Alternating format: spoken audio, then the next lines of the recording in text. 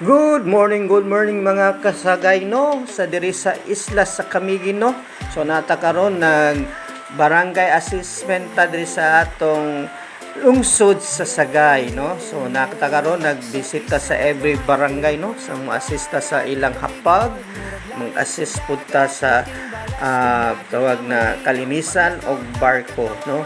So ang hapag day guys no sa ang hapag meaning halina magtanim ng prutas at gulay. So, importante gina sa ato ang komunidad sa labi na sa barangay area, sector nga adunay gislay communal garden para pod magamit sa atong komunidad sa ato feeding o income pod ang atong komunidad sa pagtanom sa gulay o prutas no magamit na siya. So, kani pong itawag na kalinisan mga guys no. So, importante gid kining kalinisan kay ang community-based clean up drive program designed to promote environmental responsibility no. So, maintain no. So, naapod i-maintain gid siya. Naapod tay gitawag nga barko.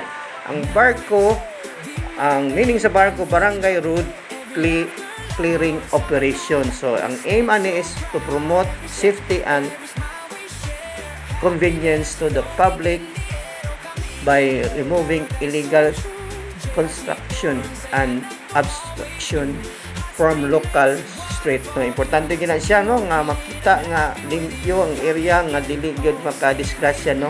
So salamat kay no sa atong mga ahensya sa atong gobyerno labi na sa ato ang DILG active kay ni atong ma'am no si Ma'am headed by Ma'am Cathy Brana MLG oo namo diri sa Sagay no sa munisipyo sa Sagay no. So grabe ang among mga activity diri mga sa farmers mga guys no. So taga isla. So mo na kanang mga activity na to amping mo kanunay no.